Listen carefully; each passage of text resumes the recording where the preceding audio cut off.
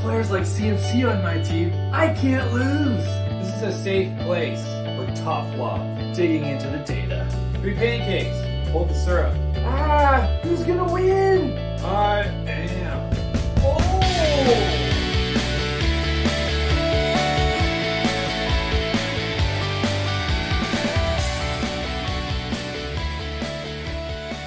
I hope you're hungry, guys. I think what time is it? It is breakfast time. Guys, welcome to the pod.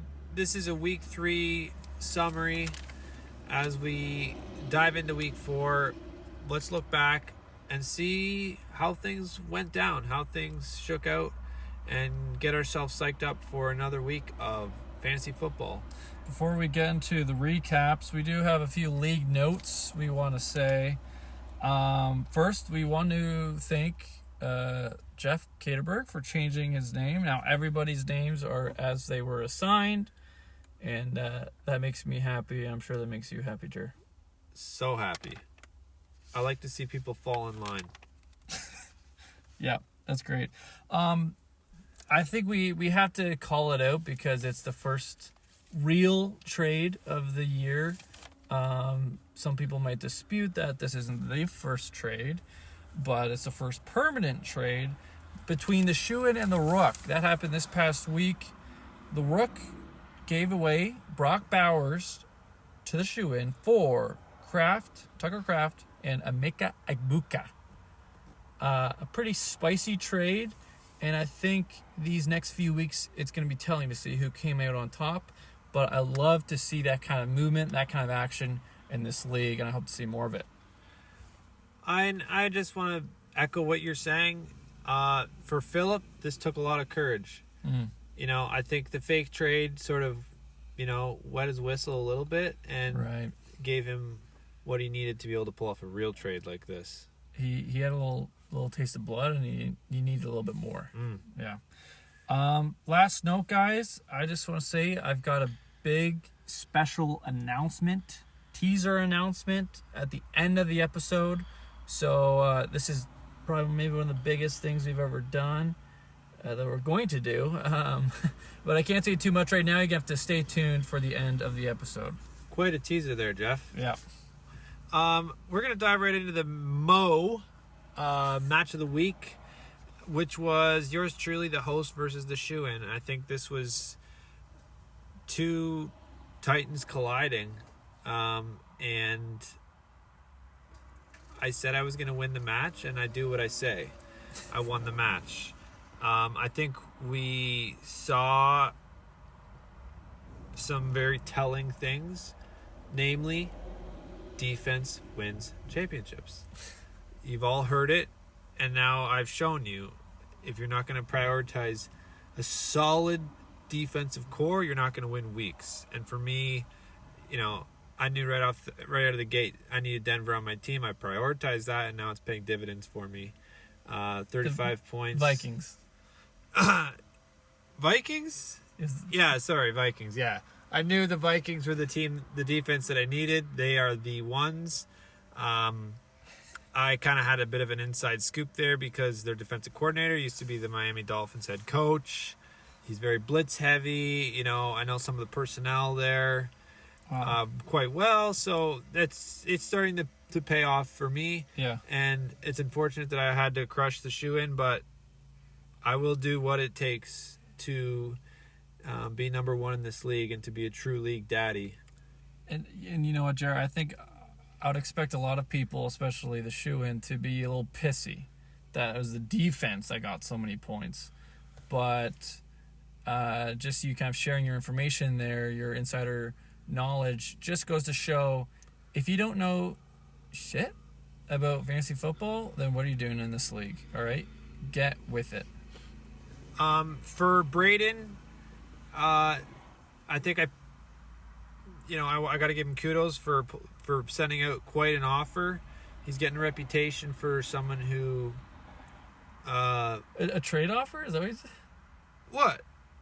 The Shoe-In. Yeah. It's a big deal. Yeah. The trade offer that he made with the Rook. Oh, okay. I thought you implied he sent you one as well. No. Okay. He's been, he's swinging his D around. He's showing that he's here to play, and he's sending out some quite big offers. And he sent out those DMs. Yeah, he's hitting them, and he's getting a reputation for it, and I like that. So, although you lost your week, Braden, I like the way that you're playing the game. You're not playing scared. You're playing fearless, and you're always moving. Not sure what direction it will be. Is it forward? Is it backwards? Doesn't matter. You're moving, so keep it up, Braden. Yeah. Kudos to you. This matchup, I would almost say, is the unofficial match of the week. The champ versus the king. It was the first time that David and I have faced each other since the championship last season, and I don't know what he was expecting, but it was just a replay of last year. A crushing victory, and it felt great. The tactic going into this week, I knew it was more than just numbers, and I'm a numbers guy. I knew there was some emotion in this one. There's some history with David. And so I knew I had to play into that. And so my quarterback, Daniel Jones, was injured, and I knew exactly the man to take his place. Daniel Jones, David's favorite team's quarterback. I knew there's going to be some emotional turmoil with me just having him there, and that was intentional, and it paid off dividends, and I dominated David, and I dominated him so hard that he now picked up Daniel Jones off of the waiver wire so no one could hurt him like that again. So now he has him on his own team. That just goes to show that this is a mental game, this is a long game, and I'm winning. Yeah. You know what, Jeff? I'm starting to realize how the psychological torture that you have put on so many of your opponents in the last year and a half, how important that is. Yeah. And fantasy's not always fun. Sometimes you've got to really twist the knife and mess with people if you want to get the win. And you have a really sick way of doing that, and I want to commend you for that. Next matchup we are looking at was the Cambler versus the Bear. We saw the Cambler rise from the ashes. He finally won a week. He's 1-2, and he did that with CeeDee Lamb putting 0 points on the week. CeeDee got hurt early in the match, and Cam found a way to work through that. The win did come at a cost. There's a lot of injuries on his team. We saw CeeDee go out, and it looks like Mike Evans is hurt. And we're going to see how he's going to play through that adversity moving forward. For Jeff, he had a down week. It was pretty clear when you look at his lineup, but I would tell him don't panic. Okay? It looks like he's going to have some pretty tough start-sit decisions at the tight end position the rest of the year. Mark Andrews versus Kelsey, the two old dogs. Who does he play? Does he drop one? I would suggest dropping Mark, like we said last week, and sticking with Kelsey. Even after last week. Yes, even after last week. That was a fluke week, and you're going to get those spike fluke weeks, but it's not worth hanging on to him. And I was glad to see some tough cuts that Jeff made, dropping Cup, dropping Stevenson. Good job, Jeff. Hang in there. I think you're going to be just fine. Yeah. Next matchup I'm going to break down is between the Vet and the Titans. This was a nail biter, a skin sweater. This went down to the very end, the bitter end, Monday night. It looked like the Titans were finally going to take down the Giant, the Vet. They had Jonathan Taylor, who had 3 touchdowns with 32 points. And their Cameron Dicker, the kicker, did his job, put up 12. Their defense put up 15. And while it looked good, the Vet knows how to play. And he knows it's not about how you start the week, it's about how you finish the week. And he finished the week with Lamar Jackson and Amon-Ra Monday night. Amon-Ra getting 20, Lamar getting 27. Just filthy stuff. It was unfortunate because the Titans lost, and if anybody on their team who had hands and were responsible for catching a ball actually started catching balls, they would have won. But all of their wide receivers and their tight end did nothing. Just nothing. And so I think that's something they're going to have to monitor moving forward. But it was a very close matchup until the very end. The Vet winning by less than 4 points. It's a good one. It's a hurtful one. Yeah. But it's good. And I think that's the kind of matchup that can tilt a team. And I love to see how Michael and Crystal handle that. And do they spiral into tilt together, or is one of them going to be able to be the anchor, be the rock, and hold steady as they fight against the spiraling that can often happen when you lose a Monday night game by something so close when you clearly should have won it. Yep. That's a unique advantage, could be disadvantage. Having two co-owners of a team, you either drag each other down or you can lift each other up. Yeah. What's it going to be? And then the final match breakdown of the week, we're looking at the Rook versus the Prophet. And the Rook comes away with a win. First win of the season for Philip. I would say when I look at his team, week in, week out, he's been the pillar of consistency. If there was a consistency award, I would give it to Philip. His team is steady. I would say at this point, and I don't say this often, I actually think Philip needs to go into autopilot. Normally we say don't go into autopilot, but I'd say for Phil, you can't overthink start sits. I would set your lineup and I would leave it. I wouldn't even look at it for the next 3 weeks. Wow. That's how, because he's got that kind of consistent start power on his team. Yep. I'd say congrats on your trade. May there be many more to come. For the Prophet, it was a down week. It was clearly a down week. Henry and Zay both underwhelmed. The Prophet's got to be pulling his hair out watching Henry these last couple weeks just fumble and bumble his way to the end of these games. I would still recommend, if you haven't listened to our last podcast, there was some clear and direct advice on what you need to do for your team, and that is to get Lamar, to make a blockbuster trade involving Lamar and A-Chan. You got to make it happen. The Prophet's going to be better off if he does. I'd say for the Prophet, he's got some tough start sits for the rest of the year when I look at his team. Both benches in this matchup went bananas. I think the benches for this team, for both these teams, are going to really... you're happy to see it, but you're also confused. And it leaves you kind of wondering what to believe. And I think for any Prophet, you find those times in the wilderness where you're really tested. Yeah. And what you believe really gets put on the line. And I think right now, Chris is in a desert. And he's being tested. Yeah. And he's being asked, he's being tempted as well. Tempted to give in to doubt. And to go for the easy out. Yeah. And I want to encourage you, Chris, to keep the faith and keep on fighting. And I think you're going to be okay.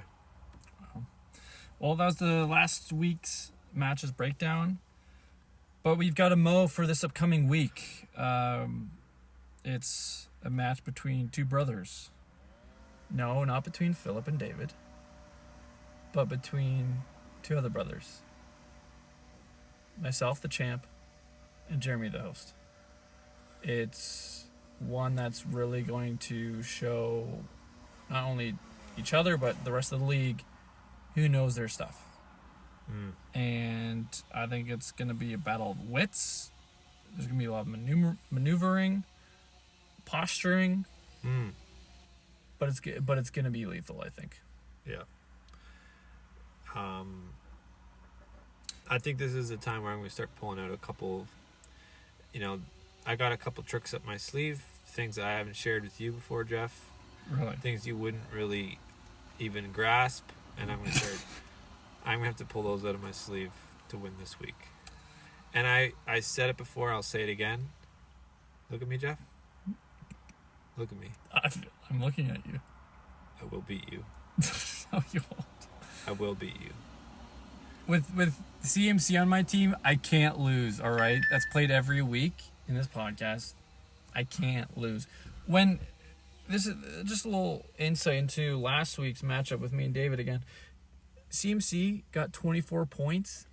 His numbers were gray, as in that's just his normal. That's not impressive for CMC. These are the kind of numbers I'm bringing to the table, and you're going down. I'm messing you up, Jeff. You're going to have a whole new normal after this week. Normal's not going to look right. Okay, well... You're not going to be seeing straight. That's your new normal. Well, let's agree to disagree. Okay, we'll just have to find out next week who wins. You're going to need a pair of glasses. That's going to be your new normal. I have laser eye surgery, so I'm perfectly fine. Well, this is going to be a match everyone's going to be looking at. We got to do the pancake score, don't we? The pancake meter. Yeah, let's zip through it. We're going to zip through it, starting from the lowest pancakes to the highest pancakes. Again, more pancakes means more fear. You're in a worse spot. All right. The vet, first place, is now at 0.5 pancakes. He went down a quarter of a pancake. Great job to the vet. The shoe-in comes in second. He's at 1.75 pancakes. That's a movement of 1 pancake. Third, the host, sitting at 2 pancakes, no movement. Fourth, the champ, myself, 2.5 pancakes, no movement. Fifth, the rook, 2.75 pancakes. That's a loss of a quarter of a pancake. Good job. Great job. We're looking at the Titans. They'd be in 6th place. They're at 3 pancakes.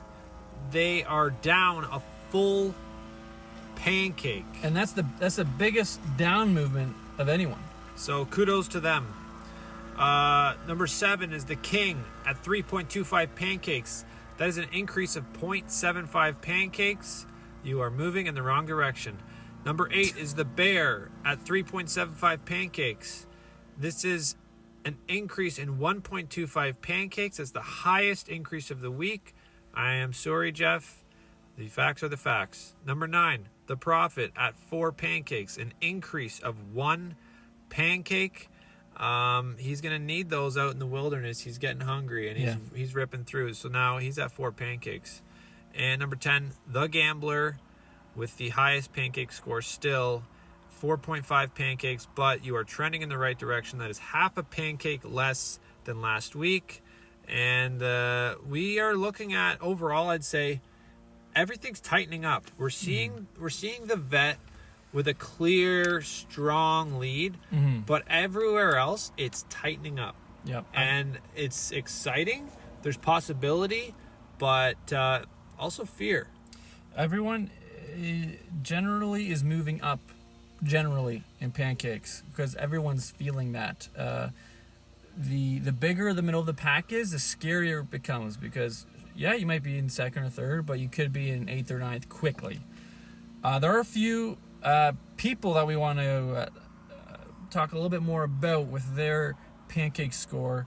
Let's begin with the shoe-in. He has 1.75 pancakes, but his record is 2-1. He lost last week to you, and yet he's ahead of you in the pancake score. And you know what? This was a tough call. It was so tight. We were neck and neck, but we gave him the shoe-in advantage. And when you are the shoe-in, and you've shown time and time again, you know how to get into the playoffs, you do get that small edge. So he had the bump up for the shoe-in privilege, and that gives you a 0.25 advantage week in, week out because of your namesake. And we have to recognize he is privileged. Yes. There's nothing he can do about that, but we have to acknowledge that. Yeah. Yeah. He is a man of privilege. Next, let's talk about the Titans. They lost their week, but they went down a whole pancake. How does that work? You know what? Sometimes you don't ask how it works or even why it works, but you trust that it does work. And I can't tell you how it works, but I can tell you that it works with the math. Yeah. I think the way the algorithm moved. Jeff, maybe you could speak to how it works. Well, I think with our algorithm that we have with creating this pancake meter, sure, they lost against the vet, but the vet is a different kind of breed. A loss to the vet is a win versus everyone else. Oh. And I think that's what that's what I'm assuming the algorithm saw when it created this. And so that's why it goes down a pancake. I thought we created this. I thought we weren't going to be using AI.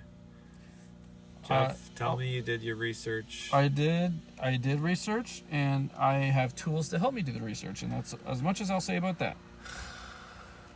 Lastly, let's talk about the bear. He had the biggest jump in pancakes. You don't want to see that. You don't want to have more pancakes stacking on top of each other. He had an increase of 1.25 pancakes. Do you mind shedding some more light on that, Jer? You know what? This, to me, I was getting flashbacks. I was getting flashbacks to the bear last year. And it wasn't a pretty sight. It was sad to see. And I hope that he doesn't go down the same road he did last year, which was all the way to the end. It was so close. And he was knocking on Denny's door. Couldn't have said it better myself. Yeah. He was right on the threshold. Mm-hmm. And I don't want to see Jeff having to go there again. Yeah. So, Jeff, you got to turn it around. Please, Jeff, we don't need to see last year all over again. Yeah, I'm sure he's getting flashbacks too. Well, guys, there you have it, the pancake meter. That was week 3. We're very excited for week 4. First, Cardinals versus Seahawks tonight. Or if it's posted, it's going to be, it happened already. Before we leave you guys, I do want to tease my announcement. So I have my official announcement next week, but I'm going to tease it this week. Jer and I have, mainly I'm spearheading this project.